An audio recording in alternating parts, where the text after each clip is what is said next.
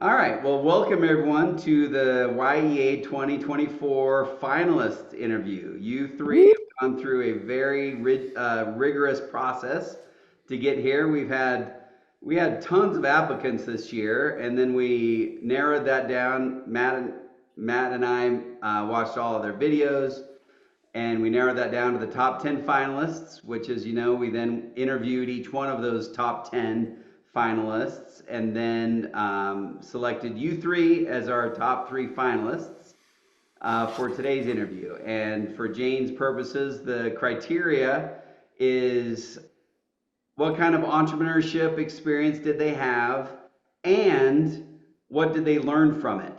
That's right. So the YEA competition is not Shark Tank where we're looking for profitability, investment, and growth.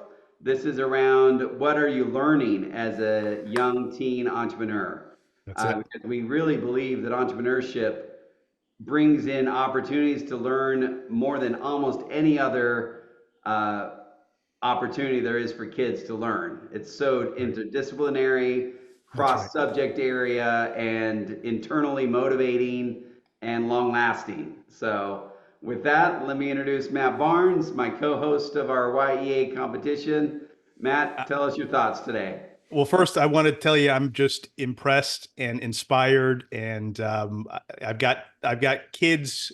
I won't say kids, young adults your age, and I talk about you guys to my kids, which to me is the highest form of compliment. If I try to talk to my kids about other young people who are doing great things, so I want to just commend you. I want to encourage you, and I also want you to fail. That's one of the things that Matt and I have talked about a lot is that the more failure that means the more learning, and eventually you fail enough and you're gonna win. So keep at it. Jane, why don't you do a little intro, your background and who you are? Absolutely. Hi, everyone. I'm Jane Alexander, and I come from a homeschool background myself. I was homeschooled on and off through my K-12 years. Some years or semesters I went to homeschool, and some I went to the public school. It was super flexible. My mom was a big proponent of loving to learn and learning in non-traditional environments. And so when I was 16, I actually started going to a community college. I got my GED, transferred a bunch of credits to a university, and then went on to graduate school. Had a career in different areas. Most recently, I was in consulting for K-12 and higher education institutions, and Mm, then joined my tech high and super inspired by the mission, get back to my homeschool roots and bringing to it a whole universe that I've seen from brick and mortar K-12 all the way up to elite private universities, all the way back down to homeschool and everything in between. very So cool. it's super awesome to be with the three of you here today and to hear about the incredible projects that you've been working on, your businesses, and what you've learned along the way. Awesome. Well, thank you. And you quickly ran over it, but it's pretty impressive, Jane, that your graduate school at Harvard. That's not I something did. everyone has done. So from Hmm. homeschooling in Idaho to Harvard, masters in education and business and leadership. Yep. Impressive journey, Jane. So thank you. Very cool. Thanks, Matt. Yep. All right. Well, as you know, and Jane, you'll laugh. It's Matt B and Matt B. So we're the Matt and Matt show here, and we We're just actually brothers. I don't know if you can tell we are. by the I see that resemblance. resemblance. Yeah, Yeah, yeah. super look like each other. So we've been doing this is our second year and just love it. And like I said, we had applicants from all over the world, Yes. um, every continent almost, I think. So it's pretty impressive what Nolan and Jake and Micah have done. We're happy to have you here. So without further ado, we will give each of you, 2 to 3 minutes to give your pitch, your introduction of yourself and what you've learned, and then we'll go through all three of you. You'll get to hear each other, and then we'll end the call today, and then we'll get back to you on first, second, and third prizes. So I think the way it breaks down is $3,500 for the first prize, and then the other 1,500 distributed for second and third. So all of you will get something, and hopefully that will contribute towards your next phase of learning and growth as an entrepreneur. And so that's what we hope this all happens. So with that, Nolan, you'll go first, then Micah, and then Jake. So we'll go, and then actually after each presentation, after each 3-minute pitch, me, Matt, and Jane may have questions. So we'll go through that flow. Okay, go for it. Yeah, hey everyone. I'm Nolan Buchanan with Northlake Pressure Washing. I'm 16 years old from Cleveland, Ohio, and I've been running Northlake Pressure Washing for about 2 years now. A ton has changed since the last my appearance here. A few months back, we got a shop in our city. We're about to onboard about 2 new pressure washing technicians here, and hopefully bring on another truck sometime soon in the future here. Got to put them through orientation and training, everything like that. I've had the opportunity to excel at the company a little bit faster than expected with the help of my mentor. He just has a local handyman company in the area that's expanding really fast as well, and he has some great connections. And so that's kind of how I've been excelling these past few months, especially since, we're pressure washing in Ohio. We can only power wash, 10 months out of the year because the other 2 months it's wintertime. And so we're trying to look to do something else at that time as well. But the most important skills to me that I've learned and developed over these past 2 years will be sales and communication. I mean, they're just huge ones that have tremendously excelled the company.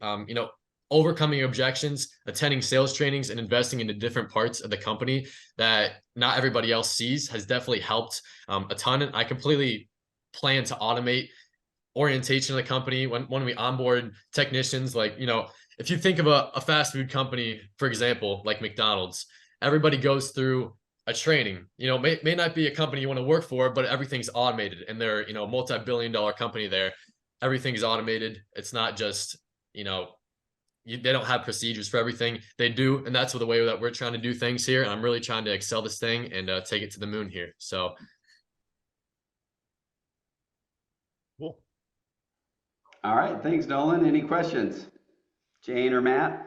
We'll not have the other Jake or Micah. You don't get to ask questions of your peers here. So I've got a question. Jake, Yeah. You mentioned, I'm sorry, Nolan, you mentioned that you attended a conference on sales or something like that?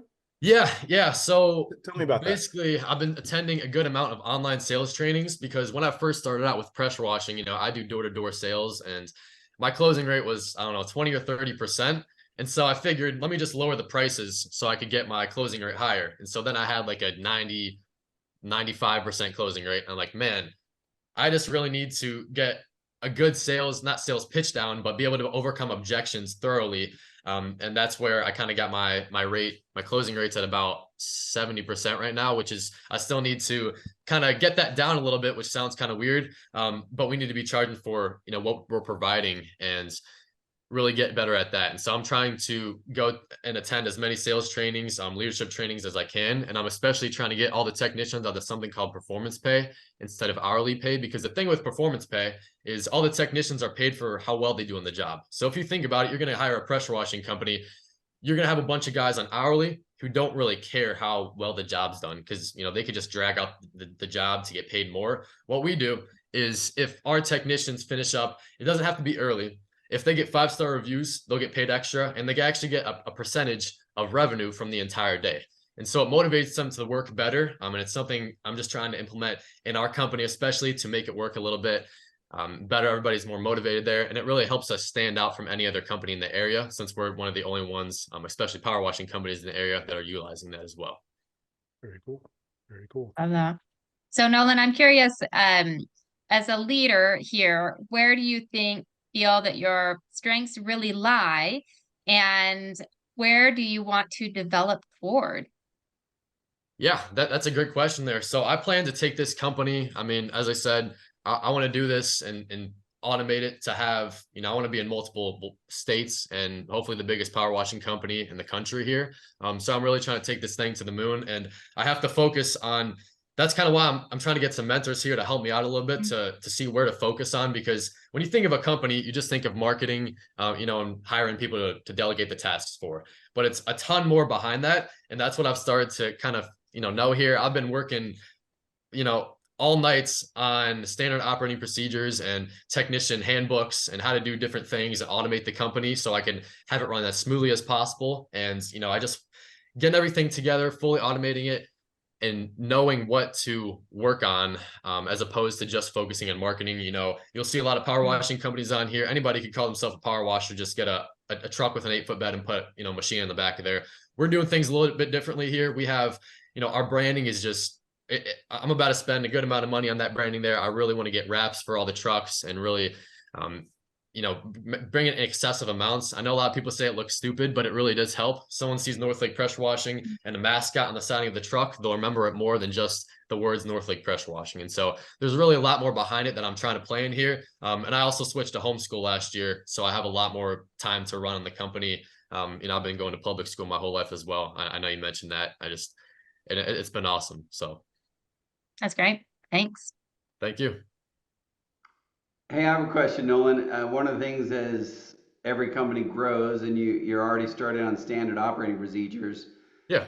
There's a phrase of what's the rhythm of your business? What's your cadence? What are some things that people can expect to hear from daily, weekly, monthly, quarterly? Tell us about the rhythm of your business. Yeah, that's a great question. So what we're starting to do with that performance pay procedure that I was talking about a little earlier there is we're going to have scorecards for all the technicians. And so basically what we'll do is, for example, every technician will have a separate scorecard that has 5 things on it. They'll have a 30-day review, a 90-day review, 180, and a yearly review. And there will be a group of things on there that they can improve on. And we will personally, help kind of tutor them, I guess you could say. We'll take a day in the morning. So every Wednesday morning, we'll have meetings and focus on the topic that we all need to improve on so we can improve on it better instead of kind of ignoring it and just telling them to get better at it. Because a lot of people will just say, you need to work on this, and the employers don't actually tell them how to do it. And so what we do is I actually want to have more than one meeting a week about this, but really sit down and diagnose the problem, figure out if we bring on a sales guy and his closing rate's super low, what can we do to improve that? And so I'm going to put them through sales trainings. I'm going to pay and invest into them in the company to send them to sales trainings. We're actually going to one it's about an hour away from here in Cleveland. But I'm attending one there that I spent, more than I was comfortable with doing, but I know it's going to, 10x what we're doing in sales right now. And so I'm completely fine doing that. And I'm all about growing the company. I'm in the best interest for other people as well. I want to build careers for other people. It's not just a side hustle or a summer thing as well. So. All right. Thank you, Nolan. Well, let's move on to Micah. You're next. And appreciate you, Nolan. Thank you. Yep. Thanks, Thank you. Nolan. All right, so my name is Micah Smets. I am 14 and I live just outside of Lander, Wyoming.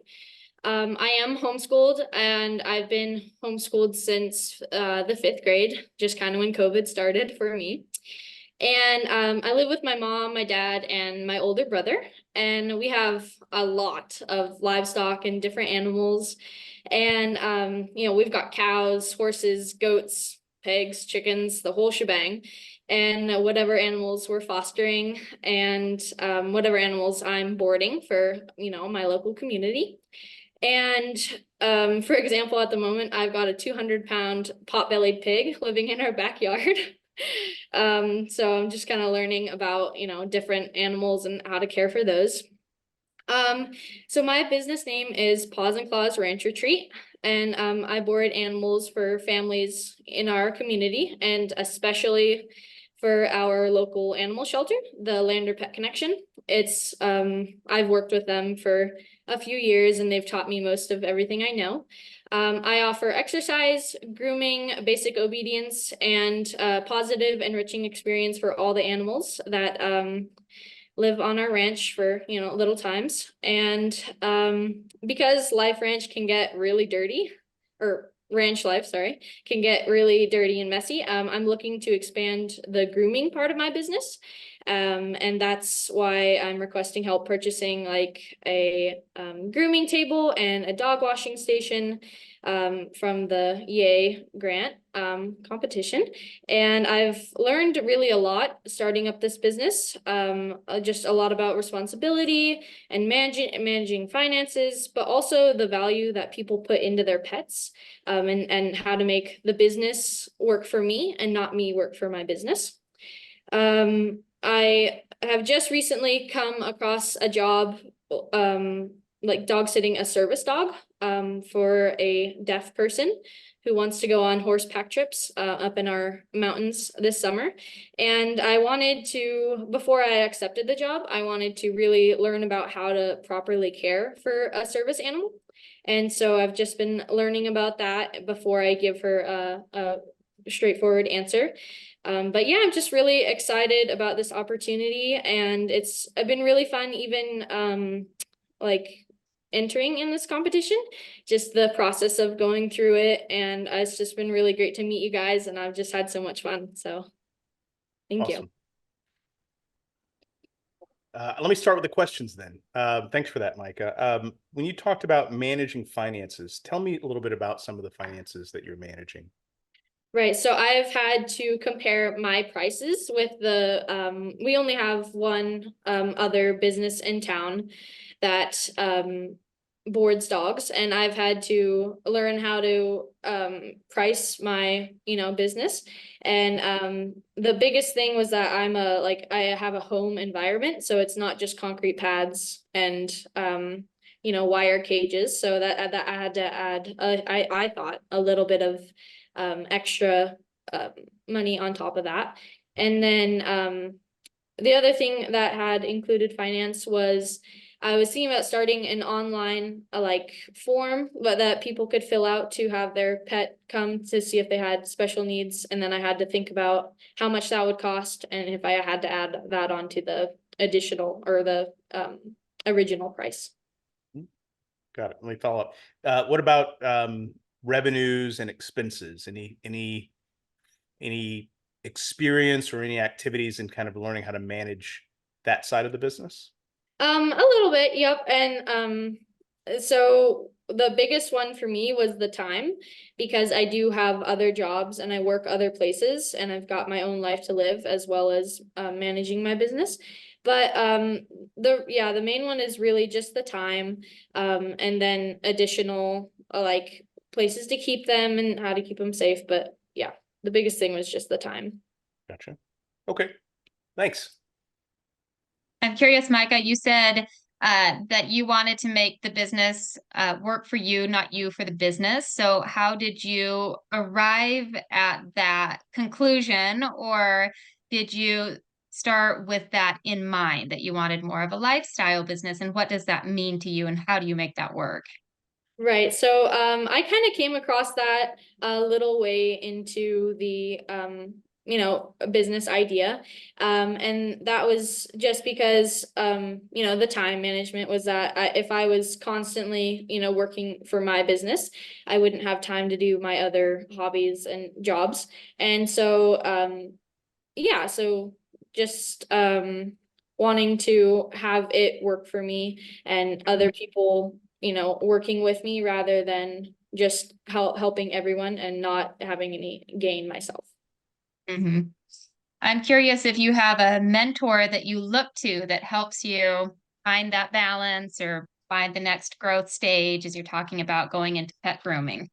I do. The local animal shelter, they constantly have dogs coming in that are really malnourished and just have, fleas and ticks and super bad. And so I've helped them quite a lot, and just in learning about how to properly do that and what, tools I would need.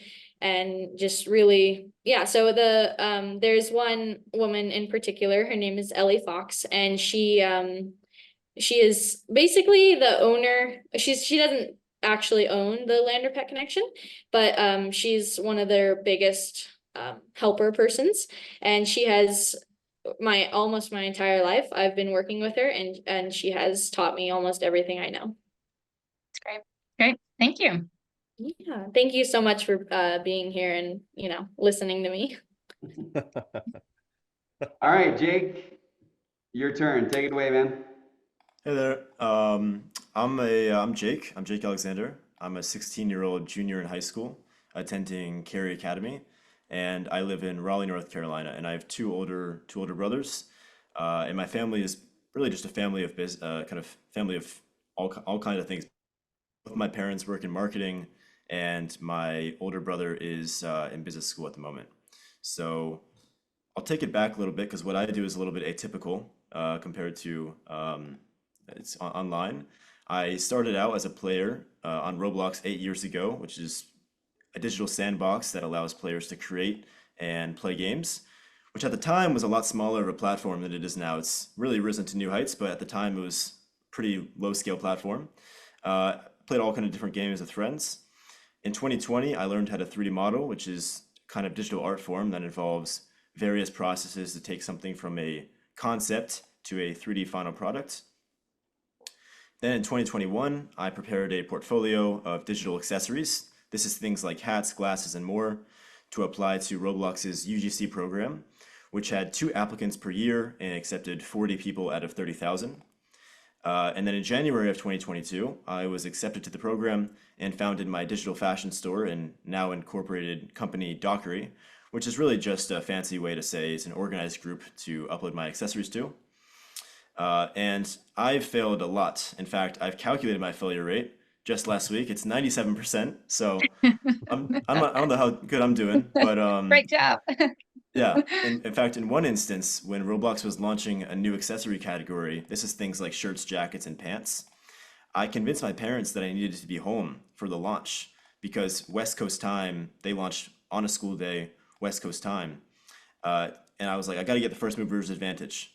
All of those items failed. So, that's not a great example, but I soon began to achieve success with a select number of items that informed my understanding of the Roblox market deeply and allowed me to create an increasing number of accessories that performed well, highlighting the importance of iterative learning at the foundation. And yeah, fast forward to a few years to today, and my stores amassed over 5 million unit sales across 1,300 unique digital accessories, and is one of the top 15 digital fashion stores on Roblox. And I kind of went over them, but I'd probably say the 2 main things that I've learned, among other things, because I also lead a few different designers and contractors from around the world, is agility in the marketplace and iterative learning. And those 2 things have been foundational and really imperative to maintain any success and longevity in the Roblox environment, which is ever changing. And yeah, I just wanted to say thank you for the opportunity. Thanks, Yeah. Jake. Thank Yeah, you, Jake. nicely done. So 90% failure rate. If you were in school, 97. I'm sorry, 97%. Yeah, Yes. If you're in school, they would call you a loser or a failure. So outside of school, you're actually just really smart. So keep up that good work because it's the 3% that creates a huge opportunity. Okay, help me understand a little bit about the business of online accessories and digital fashion. So give me a sense of revenue and expenses that you're dealing with. Yeah, so as far as the creating the items or just kind of like general revenue yearly? Yeah, your revenue on a yearly basis, quarterly basis, monthly basis, however you want to break that out. Yeah, so yearly the revenue hovers above 6 figures. It kind of hovers between 1 to 2 6 figures around, depends the year. And depends the month. This month is very busy with testing and all that kind of stuff around the United States. The summer months usually perform better, and winter performs well too. The expenses, there's really no expenditure other than software. And in that case, I actually can get most of my software for free just because it's available. Like I 3D model on a free software. I think I pay for like Adobe, and that's basically it. So I have a 97% failure rate, but 99% profit margin. So I'm doing okay. Not too bad. Not Yeah. too shabby. All right, that's the world of digital. Yeah. I wanted to follow up, Jake, on that, on your comment of the 3% as well. You mentioned that the 5 million sales in the store have come across 1,200 items, but that 1,200 seems more than 3%. It sounded like you made, like, how many items make up 90% of your sale? Yeah, it's really only, it's probably 20 items or so that really just compound, that have a few 100,000 sales each. And when you add those all, those items up, and they keep, scaling and getting more sales as different events happen, they add up. I mean, of course, all the other items, you take the other 1,150, those also add up. If they have 500 sales opposed to 100,000 sales, those also contribute in compounding. But by my own metrics, as far as, an item succeeding, 500 sales in an item is just a few dollars. So that's really not going to do much. That's super interesting, and it's really teaching the principle that you need a balanced portfolio, right? You can't Right. just have one item, you can't just have 20. You really do need the volume to spread out that growth. Right. And something else, just to add, is that the Roblox market, one of the challenges is that it really closely mirrors real world fashion trends. So to have a grasp over what's popular and trending in fashion involves all kinds of too much time scraping on Pinterest and too much time looking through different magazines. So it's just this constant iterative learning as trends change as well. Yeah, actually, Jake, that was my question, just knowing how blindingly fast trends evolve and change. What's in today is not the same thing it is tomorrow. Yeah. How do you envision that you're going to continue to stay on top and not lose market share to the new designer that comes out that has that, vision that is just what people want to buy right now? How do you maintain your market share now, tomorrow, and next year? Yeah, so two things that I'm currently working on doing is, one, I'm working with various designers and contractors that do 3D art from around the world to build up a team of 3D artists that can, it's a lot of work to design just one digital fashion accessory. It can take me 7 hours. So to expedite to make the process much faster than it currently is, and to be able to produce numerous accessories a week, then to then have somebody else upload those accessories and remove my role in that process, just kind of like Nolan was saying, to automate these parts of the business makes a huge difference. And the second thing I'm doing to ensure kind of an evergreen store is to establish a community of people that are saying, hey, Jake, we really like your gloves. We love them in pink. Or we really like what you Yep. do here. Have you thought about adding this? And so I open up a server for people to join and to give suggestions on what they like to wear. And that seems to be a really productive and efficient way to aggregate suggestions and to maintain longevity. That's great. Do you find joy in designing still, or do you find that what your passion is, and then you make it your business, you no longer find that passion? I definitely still have joy in doing it. It's kind of meditative in a way because Mm. life is very busy, but I get to just kind of sit at my computer. And it sounds maybe boring, but I get to sit at my computer, put on some music, and then for basically, 7 hours or however long it is, just kind of tinker away and mold the accessory that I'm creating to what I imagine. And one other thing that I forgot to mention is quality. I put a really big emphasis on quality in both my own work, but also selecting contractors that I'd like to work with. I really, it's really important to me that the quality is there as well. Love it. Thanks. I do want to give an opportunity to, this is also a collaborative experience. So Nolan, Jake, and Micah, you've now heard everybody. I would like you to share any thoughts you have, any advice you'd give to each other as teen and fellow peer entrepreneurs. So kind of, put the competition aside. What are some thoughts and advice you'd share with each other now that you've heard about each other's businesses? Nolan, we'll start with you. What would you share with Mike or Jake? Yeah, so I was really intrigued with Jake's story there. I used to run a few groups on Roblox there as well. I used to, be a developer, scripting, and I used to make 3D models in games as well there. And one thing that I always recommend, I'm not sure how you run advertisements there. What I used to do is run those advertisements on Roblox, and I used to pay people. I mean, maybe even like Fiverr. I'm not sure how you run things again, but I always just make sure I have the best advertisements and really scale it the best as possible. I know I can't say much because I don't know how you run things again. But I just, it was good to relate to that. I have a little bit of background in that Roblox stuff there, so I thought that was cool. And to Micah there, I think what you're doing is amazing as well. I think, delegating your tasks to other people as well to give you more time to do other things else and, make the business work for you. You don't work in the business, it's just like with power washing. You don't stay on the truck. Once you get off the truck is when things really start to happen. So once I start hiring more technicians, we're about to hire an operations manager in a few months here as well. That's when things really start to kick off. That's when you could really start to scale. And I think personally, the hardest part is just starting out in the beginning by yourself there, because you have to put all the work. I'm wearing all the hats. I was being the operations manager, technician, the sales at the same time. Now that you could delegate those, you could really master them and do the onboarding as best as you can for them, so they could be good at it, because they're only going to be focusing on one skill, instead of you focusing on all of them. So you can make them as best as possible. And yeah, that's all I have to say there. So thank you. Cool. Thanks, Nolan. Thank Mike, you. what advice or thoughts do you have for Jake and Nolan?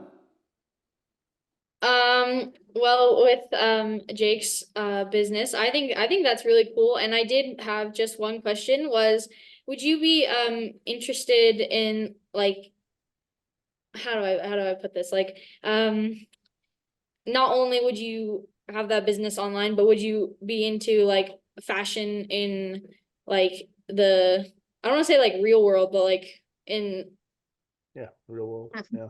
IRL. Yeah, not Clothing online. and physical items instead of digital. Yeah, that's what I mean, like taking your designs from where you make them on like Roblox or something, and would you be interested in making them into like actual like clothes? Yeah, that's something that I've definitely thought about. Some of the accessories are a little bit generic, like fuzzy boots. Like I might not do it better than UGG, so I might stay away from UGG there. But yeah, that's something, especially certain accessories that are unique to what kind of the Dockery brand and what we do. So yeah, definitely. Good question. Okay. All right. And then the other thing, I've never actually played Roblox before, but I play Apex. And the outfits on there are really cool. And so would you only be designing for Roblox, or would you maybe branch out and try to do other like companies or video games? That's a great question. Yeah, I've looked into other platforms. I'm really looking for the best environment for creators to thrive. And right now, Roblox seems to be that place just because it has been that place for me for the past 8 years, and in large majority, it continues to be that place. But I've definitely checked out Epic Games and what they're doing with UEN. They're doing a whole kind of different thing, and they have great creator payout rates. So that's something I've definitely looked at. Okay, cool. And then Nolan, so you can drive, right? Is like you drive yourself to your jobs? Yeah, it didn't start out like that, but I got my license last year. So yep. Nice. And what is the process that goes into that? Like what happens? So at our shop, we have right now we're running trucks and trailers, and so we'll have our trailers stored there. And every morning we have a morning inspection. It's part of the procedures we do when onboarding is we teach them how to do all the morning inspections. So they'll come to the shop 7:30 in the morning, hook up, go through the inspections, adjust fluid levels and everything like that, and then roll out to the job. But what we're looking to do here, hopefully, if I can get some funds for it, is go ahead and buy another truck that's an 8-foot bed and put all of our equipment in there, because I don't really trust those guys backing up trailers and everything. It's on busy roads, it's crazy. Once you drive it, it's like, it's something you don't understand until you do it. But yeah, that's a great question. Got it. Okay, cool. That's pretty cool. Well, Thank that's you. all I've got, but All yeah, right. thank you. Thanks, Micah. Jake, what do you got for Nolan and Micah? Yeah, well, just firstly, I'm still learning how to drive, so a big shout out to Nolan. That's pretty impressive. I'm still figuring out the SUV, so the trailer is really a world wonder to me. Um, yeah, so I'd say two things that both Micah and Nolan were speaking upon that I feel you is automation and really just kind of how can I make my business run more efficient, and I'm offering value in some way now. How can I, whether it's labor, whether it's money, how can I kind of take this business to the next level? And I don't have an answer or some great advice other than I feel you and I'm going through the same thing.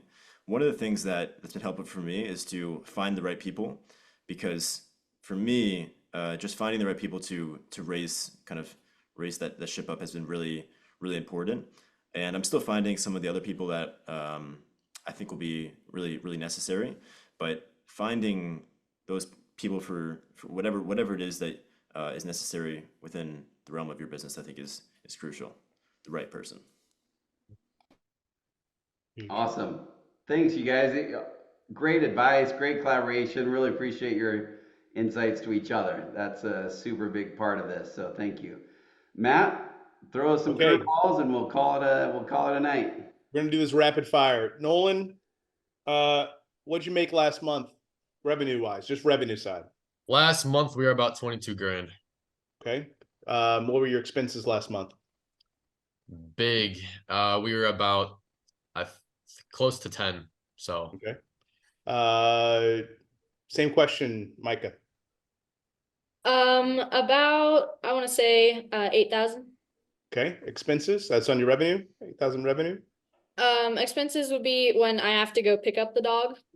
Because I have people in different not different states but different towns, and when I do have to drive, I have to do gas and whatever. Gotcha. Mileage. Gotcha. Okay. And then Jake already asked you a little bit about that. What's the best source of learning? Jake, we'll start with you. What's the source of learning that you get the most use out of? There's a lot. I'd say three. First is my family, just because my family is so involved in the business world, whether it's marketing. Both my parents one of them works in email marketing, and the Okay. other one works in kind of like online file storage, kind of stuff like that. So that's been one source. Another one is books. I like reading books. Give me a name of very, a book. well, that's hard. I'm reading this book right now by Naval Ravikant, or it's about him. I'm not sure if you know that name. Do very well. Yeah, he's someone The I look up Almanac. to. Yeah, the Almanac of Naval Ravikant. Uh-huh. Yep.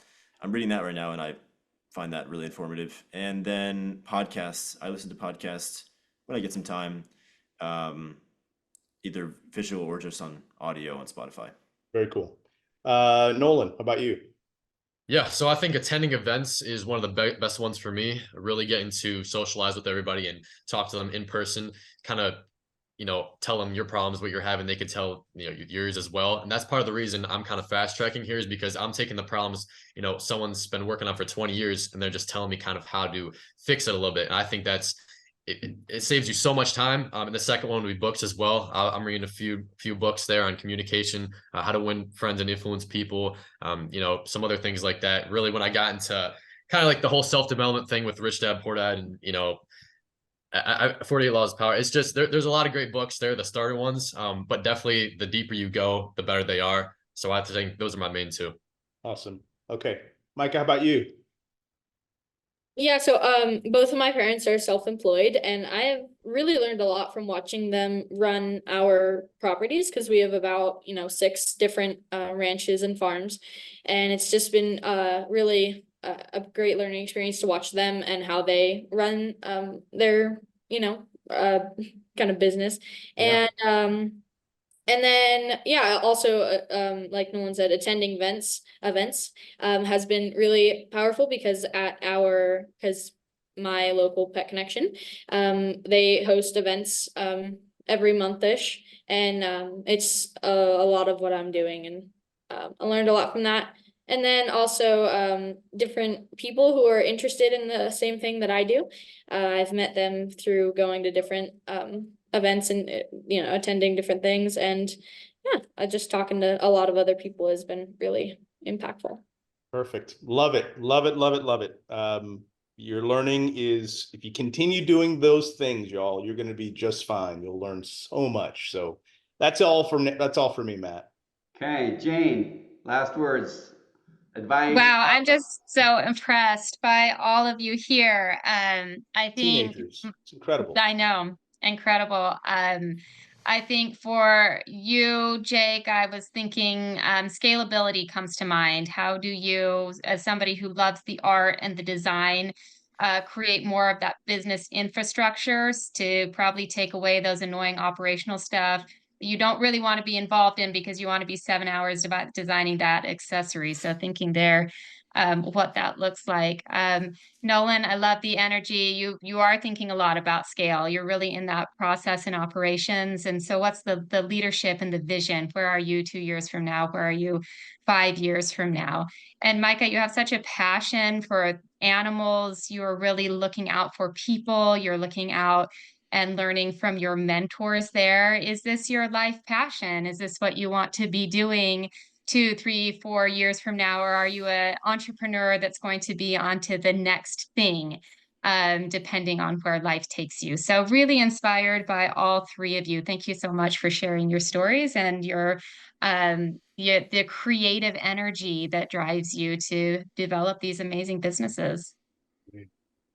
Thanks, Jane. Appreciate you. So glad that all of you are here today. Thanks for your time. Thanks for your inspiration. As Matt said, you three are inspiring the three adults here. That's right. So keep up the great work. Don't put too much into who's first, second, and third. We'll send that email out. I know there's cash differences amongst them, but you guys are all doing great. Proud of you. Keep up the good work. And we'll catch you next year too. And tell your friends and family to apply for YEA 2025, and we'll just hopefully continue the relationships. And with that said, please, all three of you know that Matt, Jane, and I and our network is at your fingertips.